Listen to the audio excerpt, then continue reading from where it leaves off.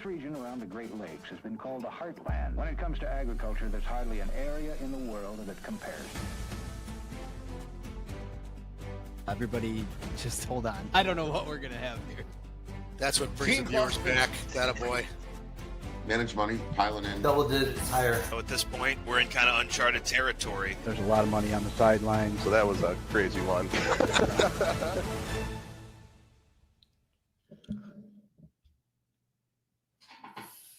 Good morning, everybody. It's Tuesday, July 29th, and this is the AgYield War Room. I'm Dan Dempsey, and I'll be moderating today's session. As always, if you get any questions or comments, please feel free to drop us a line in the chat area, and we'll be sure to get to it during the show. Overnight markets here at September corn down 3/4 at 393. August soybeans are down a penny at 987 3/4, and September Chicago wheat's down 7 at 531.5. We had yesterday afternoon, we had crop conditions were reported. Corn was down 1% in the good to excellent category at 73%, still well above the 5-year average there, 64%. Soybeans gained 2% in the good to excellent category, up at 70%. And that is also better than the 5-year average of 62% there. Spring wheat, 49%. That was down 3% in the good to excellent category and below the 5-year average of 54%. And lastly, on the winter wheat side, we're 80% harvested. Pretty good jump from the previous week. It's 15 points higher. And then we're almost back to the 5-year average. 81% is the average there. Good morning, guys. Nothing really in the way of fresh news. We got storms rolling through kind of the upper Midwest. There were talks of some extreme winds.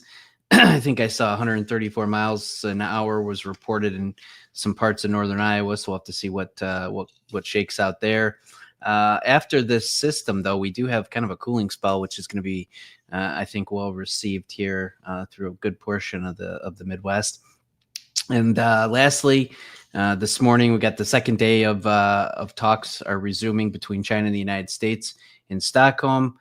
It looks like really the end game is going to be the expected extension of the truce for 90 days. So kind of punting it, kicking it down the road, which I don't know is necessarily that great for us. So with that, Ben, why don't you kick us off with a few thoughts here this morning, and we'll throw around the room. Yeah, just, the timing of that is not great, considering the cycles of U.S. ag. I think you look at soybeans with phenomenal crush margins, a group positive, domestic news over the last 3 weeks. And there's probably concern about where beans go in the fall. So that's certainly concerning there. Other than that, it's a very uninteresting trade. We've seen since the day that we shot up and tried to fill the gap, it's just decreasing volume every day. It's kind of in that pain point that we've mentioned before on the matrix, and just got to wait and see it out. It is first notice day for August beans, so for a lot of people are forcing that to be priced or rolled. So hopefully that will take a little pressure off the beans here in the coming days. Other than that, let these markets play themselves out. Corn's doing a lot of the right things. I've read somewhere where yesterday's export inspections for this week were the best they had been in 40 years. So we continue to do good business. We're the cheapest corn in the world into Asia out of PNW. So we got a big crop coming. We're gonna need that business. But I think that the China cloud is definitely kind of having a hands-off approach to our markets right now. Yeah, Justin, what are your thoughts? Yep, sorry, unmute there. Yeah, very similar. I mean, we're going into August, right? So you're, call it September 1st is kind of a big seasonal type bottom. Sometime between there and September 15th is a big one. Kind of makes sense. The weather's good. To Ben's point, just not very exciting. So you kind of got to let it do what it's going to do. I think as far as these trade deals, I do think overall they're quite positive. I think, EU, some of these, we're knocking down some pretty big trade partners with some pretty positive deals, but that's a medium, I'll call it medium to long-term positive, and so I think everything that might play out is kind of, the 26 year. You've got high costs going into it, high cost of production. I think the back end of the market, meaning the 26 contracts, are going to be stubborn on the way down. So, kind of what Dustin was talking about the other day, that we could see spreads get quite wide, especially if we do realize call it, quite a bit above trend line yield in corn, for example. I know a lot of the trader out there with a 185 or even higher corn yield right now, which is kind of where I think we're starting to trade. If we have that, I do think there will be quite a bit of pressure on spreads, going into that and into harvest. That being said, you start looking at like these 26 corn. How cheap do we really want to get it? 440, 430.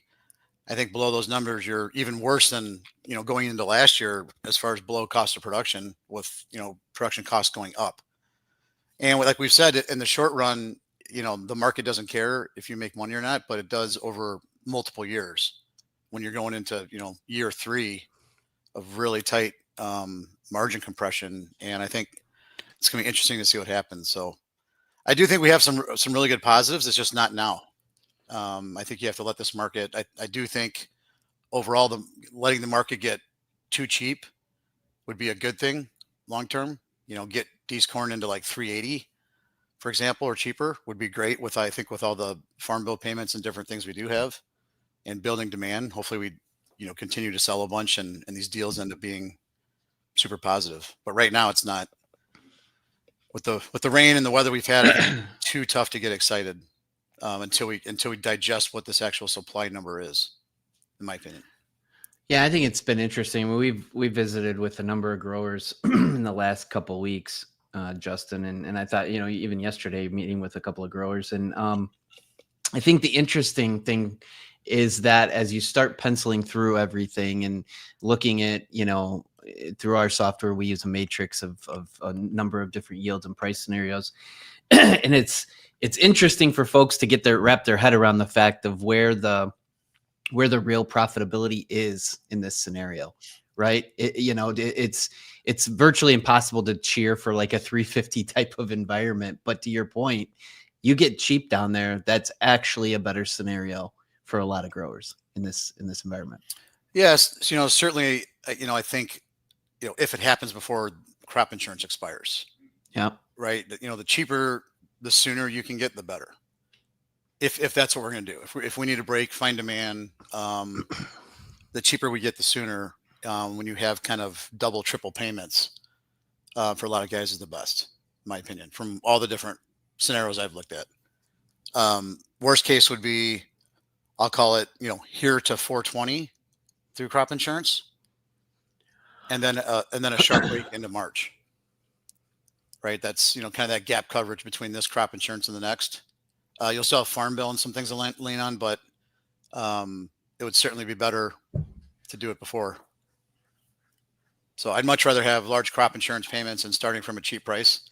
And then you can play things with, storage and big carry costs. So widespread, super cheap flat price would be the ultimate best outcome. Doing it before crop insurance. And then I think you have a lot of optionality. Yeah. And what's your opinion? We've been hearing a lot of folks that are getting, I would say better than average basis opportunities for fall, Justin. They're starting to ask about that too. It's like, will it get better? Obviously it's a coin toss, but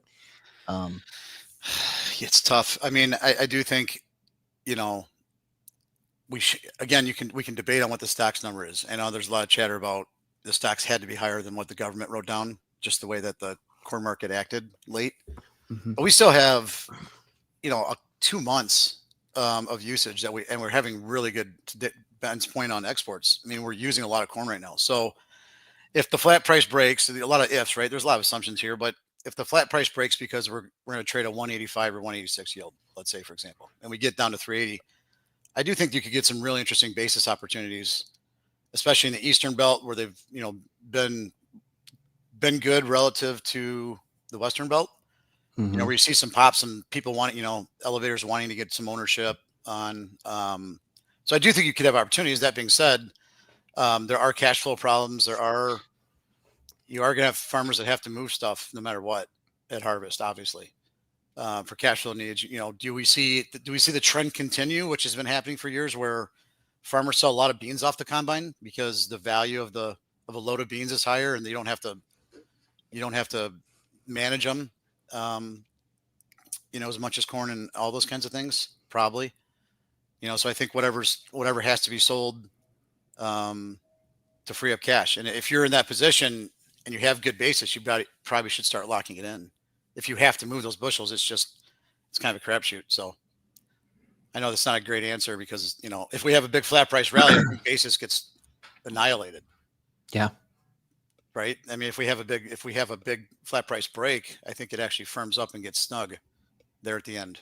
Because they're going to have to buy corn. I mean, it's one piece of the puzzle is going to have to. Well, it's just we're already the cheapest in the world, so there's some price point where people will get more ownership, cheap basis. They're going to want to earn. There's going to be a big basis carry. Mm-hmm. Call it from October 1st to Jan 1st. Mm-hmm. So I do think you'll pick up. I mean, that's the job of the market. I think you'll pick up a bunch of demand if we have that kind of a break, and that's why I think it's really interesting if we were to break early to, like I said, 380, 390. There's so many things stacked in the favor of a rally from those levels into like Jan 1, that I think that would be a great buying opportunity. Very good. What do you guys think of beans here? I mean, in my opinion, they seem somewhat complacent. We've been chopping around. You look at a new crop bean chart. We get down to the low 10s. We kind of rally back up to 1040, 1050, 1060. I mean, it's been doing it all year. And now we're, getting to the end of July, looking into August with good rains in the forecast. Usually if we were seeing rains, we've had good rains and rains in the forecast, usually beans are starting to break, really kind of move out of their trading range. So it seems to me it's, not having that break right now. It's a little head scratcher, but I guess we'll see. Maybe if we keep raining through August, you would think we should go test the bean lows. What do you guys? I think so. That's my personal opinion. I think we've kind of bounced off these levels because it was too early. Like people don't have a strong opinion on beans, and there's enough. Corn looks fantastic in Iowa, for example, and there's some ratty stuff in Iowa, the way the beans look. But I think if you have more confidence, beans kind of take off and start looking better. I do think they'll break down. You have really good crush margins, but I think that's kind of what the market needs to do until it gets a little bit more confident on like a China deal with our export demand number. I think you're going to have huge crush margins to incentivize record crush. So I actually think that structure makes a lot of sense. That crush would continue to go up to incentivize that, as long as we think we have a really good bean crop. So I think the same thing, Jace. I think if you start breaking below those areas, which we're probably pretty close to, Ben, aren't we, on like as far as the technical, some technical levels there. So yeah, it's like yesterday we closed lower, kind of below all the moving averages. So kind of interesting to see end of this week how they want to push beans down or not. I don't know. Well, it's funny. I would think you they talk should. To like even good clients, right? Go all of us, our farm included. You go scout corn, you start getting really confident that you have a good corn yield. You're doing counts, and you ask somebody, the same farmer, about beans. It's like, yeah, don't know. Could be 70, could be 90. Right, and maybe just a lack of farmer selling, just without the confidence in the yield. Right. That's why I think it'll be interesting. If you have a relatively high ratio of beans corn going into harvest, we probably see more beans move like we have been. That's been the trend the last several years on a percentage wise. Like we looked at even the seasonals, like when you're looking at marking year average for like Farm Bill, and you look at beans, the high and the low range of where you are, like end of December, is like between 40 and 60%. Right. I mean, it's massive. Yeah, it seems like beans break when they do at harvest. It's kind of dramatic and sharp, and then it kind of finds a low, and it kind of rebounds pretty good. And that's probably just that, to your point, that farmers dump, hauling her into town and getting the cash that I need off Right. my beans and store corn. That's been the trend. Yeah. We've got we got a follower here, guys. Says new crop setback basis dropped 15 cents since last Friday. We're seeing it lower Mississippi River facilities, not having China in for business, obviously putting a lot of weight on things. And in their opinion, it seems the break is about 2 to 3 weeks earlier than normal. Is that kind of your thoughts, Justin? Yeah, it makes sense. I mean, I think that's the big concern. Obviously, you have a big South American crop. China's been very slow to buy our beans, and was kind of my point. So I agree with the comment. I mean, that was my point on crush margins. We could see crush margins continue to climb. They're already 220. We might see them at $3. If we have big bean yields and we're waiting on some kind of a trade deal, and China's willing to not buy any of our beans, even though they may have to buy them, call it Q1, Q2 next year, and they can just take as many South American beans now as they can, waiting on a trade negotiation. So again, that's if we have a big bean yield, which I mean the rains are there, you would assume we do. I could see that trend continue. Very good. We appreciate the the comments there from our viewers. Real quick, Ryland, it's like a broken record, but fresh eyes across the board. In cattle, a little bit more mixed in the hogs. So, what are your thoughts here this morning? Yeah, so the response to the report was bullish. I think everybody kind of realized that was coming, but it was an interesting close. We didn't just close on the highs. We kind of settled back down. We did see open interest come down a little bit. So, the big longs in this market, obviously there's probably some large profits to take here. So would not be surprised here. We're technically overbought. I think you just kind of confirmed everybody's suspicions. There wasn't a huge surprise on this report outside of the placement numbers. So I think we kind of felt pretty confident going in that this was likely to be the situation. So at this point, it's what more can you throw at the market here? How are you going to feed the bull now? I think that's what everybody's going to be asking themselves this week. Obviously, cash markets are firm. You got the discount on the board. So yeah, I think at this point, you probably just see a little bit more of the profit taking from the longs at this point. And all eyes are going to be on cash. Cash market has been just kind of relatively firm. We've seen a little bit of a drop in momentum. So obviously things could be turning around a little bit. Obviously the trend most likely to continue just with everything being as tight as it is. But overall, it just kind of seems like that's probably the mentality kind of coming into the day. And hogs, yeah, kind of a dismal session, a little bit mixed. Just feels like we're starting to plateau a little bit. I think everybody's looking at the cash market, thinking that seasonally we can top from here. So with that, I think there's going to be a lot of focus on that and how markets kind of pans out. Obviously, cash was up just a little bit yesterday, up $1. But at this point, it does kind of feel like if we do see a correction, the cattle market could take the hogs down with it. But overall, seasonally, it just feels like we're in the second half of the grilling season, and might want to be a little bit more on the cautious side here on the meat side.